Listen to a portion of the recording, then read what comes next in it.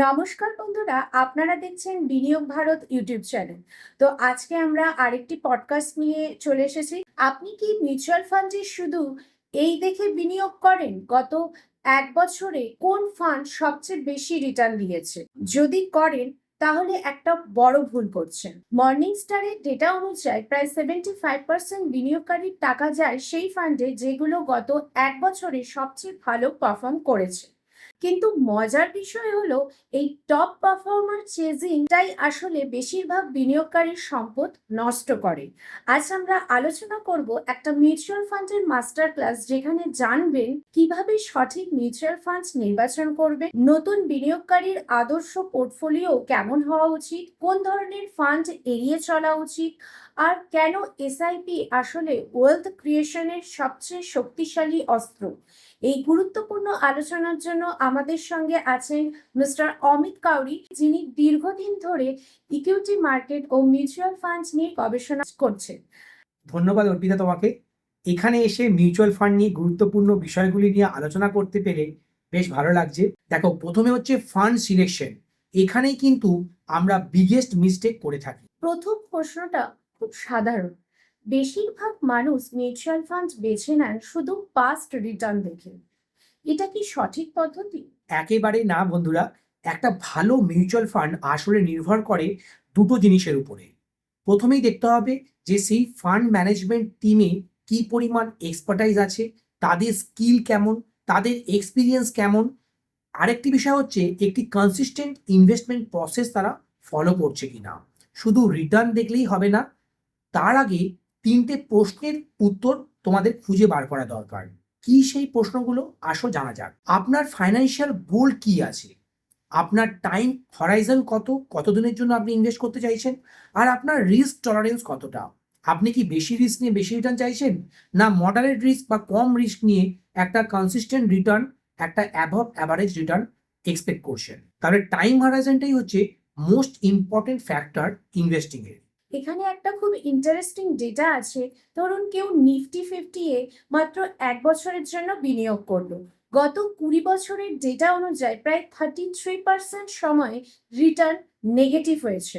কিছু ক্ষেত্রে তো 50% পর্যন্ত ড্রডাউন হয়েছে। হ্যাঁ, একদম তুমি ঠিকই বলেছো অর্পিতা। কিন্তু যখন ইনভেস্টমেন্ট হরাইজন 5 to 10 ইয়ার্স বছর অবধি চলে যায়, তখন নেগেটিভ রিটার্নের প্রবাবিলিটি প্রায় শূন্যের কাছাকাছি হয়ে যায়। যত আপনার ইনভেস্টমেন্ট হরাইজন বাড়বে, তত আপনার রিস্ক কমবে, আপনার পোর্টফোলিও রিটার্নের পজিটিভ রিটার্ন জেনারেট করার প্রবাবিলিটি বাড়তে থাকবে। আপনার ফরে তখন ইনভেস্টিং কাজ করবে। এই কারণেই ইকুইটি ইনভেস্টিংয়ের টাইম হরাইজন অত্যন্ত গুরুত্বপূর্ণ। এরপরে আমরা আলোচনা করব ideal portfolio for young investor. এখন ধরুন একজন তরুণ বিনিয়োগকারী, ধরা যাক বয়স 22 বছর, বছরে প্রায় প্রায় আয় করে 6 লক্ষ টাকা এবং প্রতি মাসে 10,000 টাকার এসআইপি করতে চায়। তার পোর্টফোলিও অ্যালোকেশন কেমন হওয়া উচিত? এই প্রসেসটা খুবই সহজ। তাকে একটা সিম্পল ফ্রেমওয়ার্ক ফলো করতে হবে। প্রথমে আমি স্টেপ ওয়ানে বলবো, তোমাকে একটা ইমার্জেন্সি ফান্ড বিল্ড করতে হবে। প্রথমে তোমরা 3 থেকে 6 মাসের একটা ইমার্জেন্সি ফান্ড বানাও এবং সেই টাকাটা তুমি রাখবে কোনো লিকুইড ফান্ডে বা কোনো পাবলিক বা প্রাইভেট সেক্টর ব্যাংকের সেভিংস অ্যাকাউন্টে। তারপরে আমি স্টেপ টুতে বলবো, তোমরা লার্জ ক্যাপ মিউচুয়াল ফান্ড হোক বা লার্জ ক্যাপ স্টকে 50% অ্যালোকেশন রাখবে। ঠিক আছে, এগুলি রিলেটিভলি স্টেবল হয়। আর এই লার্জ ক্যাপ কোম্পানিগুলি ব্লুচিপ কোম্পানি, নিফটি 100-এর মধ্যেই লার্জ ক্যাপ কোম্পানিগুলি থাকে। সেই জন্য তোমাদের রিটার্ন এখানে খুবই স্টেবল হবে। মানে মার্কেট যত বেশি পড়বে, তোমার পোর্টফোলিও খুব বেশি ড্রডাউন হবে না, পোর্টফোলিওর কারেকশন অনেকটাই কম হবে। তারপরে তোমরা মিড অ্যান্ড স্মল ক্যাপে 30 to 35% অ্যালোকেশন রাখো। এই জন্য তোমরা mid cap small cap mutual ফান্ডে ইনভেস্ট করবে। তোমরা মিড ক্যাপ স্মল ক্যাপের স্টকেও ইনভেস্ট করতে পারো, কিন্তু সেক্ষেত্রে কিন্তু ভোলাটিলিটি অনেকটাই বেড়ে যাবে, রিস্ক এক্ষেত্রে বেড়ে যাবে। সেই জন্যই এখান থেকে রিটার্ন এক্সপেকটেশনও বাড়বে, গ্রোথ পোটেনশিয়ালও অনেক বেশি হবে। কিন্তু মিনিমাম 7 to 10 ইয়ার্সের একটা ইনভেস্টমেন্ট হরাইজন তোমাদের রাখতে হবে। তারপরে স্টেপ 4-এ আমরা আলোচনা করব ইন্টারন্যাশনাল ডাইভার্সিফিকেশন নিয়ে। তোমার আয়ের 10% কিন্তু ইন্টারন্যাশনাল ফান্ডে অবশ্যই থাকতে হবে। এটা গ্লোবাল ডাইভার্সিফিকেশনের তোমাকে বেনিফিট দেবে। ইন্ডিয়ান মার্কেট ভালো পারফর্ম না করলেও গ্লোবাল যে ডাইভার্সিফিকেশন তুমি করেছো, সেই জন্য তোমার পোর্টফোলিও রিটার্ন অনেকটাই ভালো হবে। এখন একটা গুরুত্বপূর্ণ প্রশ্ন, কোন ধরনের মিউচুয়াল ফান্ড নতুন বিনিয়োগকারীদের এড়িয়ে চলা উচিত? আমার মতে সবচেয়ে বড় রেড ফ্ল্যাগ হলো সেক্টরাল অ্যান্ড থিমেটিক ফান্ড। বর্তমানে প্রায় 1.5 লক্ষ টাকা রিটেল ইনভেস্টাররা এই ধরনের থিমেটিক এবং সেক্টরাল ফান্ডে ইনভেস্ট করছে। এখানে সমস্যা কি আছে? এই ফান্ডগুলিতে পারফেক্ট টাইমিং দরকার, তোমার ঠিক সময় এন্ট্রি দরকার, সঠিক সময়ে তোমার এক্সিট দরকার। না হলেই কিন্তু তোমার ফান্ডের পারফরমেন্স অনেকটাই পড়ে যেতে পারে, তোমার রিস্কও অনেকটা বেড়ে যাবে, তোমার পোর্টফোলিও রিটার্ন অনেকটাই কমে যেতে পারে। একটা উদাহরণ দিলে দর্শকদের বোঝা সহজ হবে। হ্যাঁ, কোভিডের সময় আমরা দেখেছি যে আইটি সেক্টর ফান্ডগুলো 50-70% পর্যন্ত রিটার্ন দিয়েছে। এটা দেখে অনেক বিনিয়োগকারী 2022-23 সালে আইটি ফান্ডে ঢুকে পড়ে। আমার কিন্তু ব্রাদার ইন লও এই ফান্ডেই ইনভেস্ট করে। সে কিন্তু এই আইটি সেক্টরে মিউচুয়াল ফান্ডে ইনভেস্ট করে লামসাম, এবং তার পোর্টফোলিও রিটার্ন অনেকটা বেড়ে গেল।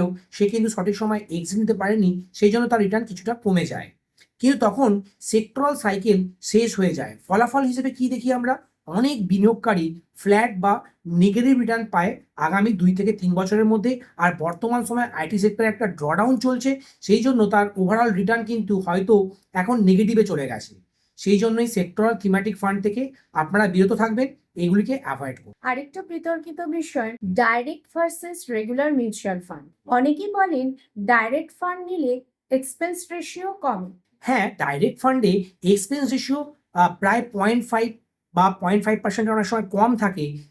অনেক রিটেল ইনভেস্টর ক্ষেত্রে একটা ভুল সিদ্ধান্ত নিয়ে ফেলে। যেমন মার্কেট ক্র্যাশে তারা প্যানিক সেলিং করে দেয়, তাদের মিউচুয়াল ফান্ডকে সেল করে দেয়। রিস্কি থিমেটিক ফান্ডে তারা বেশি পরিমাণ ক্যাপিটাল বিনিয়োগ করে দেয়। একজন ভালো ফাইন্যান্সিয়াল অ্যাডভাইজার অনেক সময় বিহেভিয়ারাল কোচ হিসেবে তোমার কাজ করে। তোমাকে কিন্তু আগাম তারা বলে দেবে যে এখন মার্কেটের কারেকশন চলছে, তোমরা ভয় পাবেন না, তোমরা এখানে আরো বেশি অ্যালোকেশন করতে পারো। তিনি ইনভেস্টরকে ভুল সিদ্ধান্ত নিতে বাঁচিয়ে দেন, কারণ তার একটা একাডেমিক স্কিল আছে, তার নলেজের সাথে সাথে তার এক্সপিরিয়েন্সও আছে। সেই জন্যই সে সঠিক সিদ্ধান্ত দেয় তাদের কাস্টমারদের। সেই জন্যই কিন্তু অ্যাডভাইজারের পরামর্শ নিয়েই আমাদের মিউচুয়াল ফান্ডেও ইনভেস্ট করা উচিত। এখন আসি একটা মাইন্ড ব্লোয়িং ডেটায়।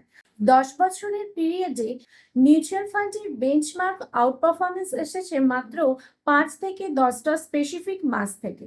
হ্যাঁ, একদম ঠিক বলেছ। 10 বছরে মোট 120 মাস থাকে, তার মধ্যে মাত্র 5 থেকে 10 মাসই মার্কেট হিউজ রিটার্ন দেয়। আপনি যদি মার্কেট টাইমিং করতে গিয়ে সেই মাসগুলিকে মিস করেন বা সেই দিনগুলিতে আপনি ইনভেস্টেড না থাকেন, তাহলে আপনার পোর্টফোলিও রিটার্ন কিন্তু বেঞ্চমার্ক নিফটি বা সেন্সেক্সের থেকে অনেকটাই কমে যাবে। আপনার রিটার্ন ড্রাস্টিক্যালি কমে যাবে। সেক্ষেত্রে আপনি এফডি রিটার্নকেও বিট করতে পারবেন না। সেই জন্য ইনভেস্টিংয়ে সাকসেসফুল হতে গেলে আপনাকে লং টার্ম ধরে ইনভেস্টেড থাকতে হবে। আপনি মাঝে মাঝে মাঝে মাঝে আউট হতে পারবেন না। মানে আপনি টাইমিং করবেন না, টাইম ইন দ্য মার্কেট আপনাকে করতে হবে লং টার্মে ওয়েলথ বিল্ড করার জন্য। এখানেই এসআইপি এর শক্তি। হ্যাঁ, তুমি একদম ঠিক বলেছো। এসআইপি আমাদের এই স্ট্যাগার ওয়েতে ইনভেস্টমেন্ট, মার্কেটের পতনেও আমরা ইনভেস্ট করি। মার্কেট যখন অনেক অল টাইম হাই চলে যায় তখন আমরা ইনভেস্টমেন্ট কন্টিনিউ রাখি, কারণ আমরা জানি না মার্কেটের বটম আর মার্কেটের হাই কখন আসবে। আর এসআইপি করলে 3টে সুবিধা তোমরা কিন্তু পেয়ে যাচ্ছ। মার্কেট টাইমিং এর রিস্ক তোমরা কমাতে পারছো, ডিসিপ্লিন একটা ইনভেস্টিং করতে পারছো, লং টার্ম কম্পাউন্ডিং তোমরা তৈরি করতে পারছো। আর একটা মাইন্ডসেট শিফট এক্ষেত্রে দরকার। বেশিরভাগ মানুষ ভাবে income minus expense is equal to savings, কিন্তু স্মার্ট ইনভেস্টার ঠিক এর উল্টোটাই ভাবে। তারা প্রথমে ইনকাম করে আর তারপরে সে ইনভেস্টমেন্ট করে, সেভ না করে প্রথমেই ইনভেস্টমেন্ট করে দেয়। তারপরে যে রিমেনিং টাকাটা থাকে সেটিকেই সে এক্সপেন্স হিসেবে কাজে লাগায়। এখন কিছু লামসাম ইনভেস্টমেন্ট টিপস শেয়ার করি।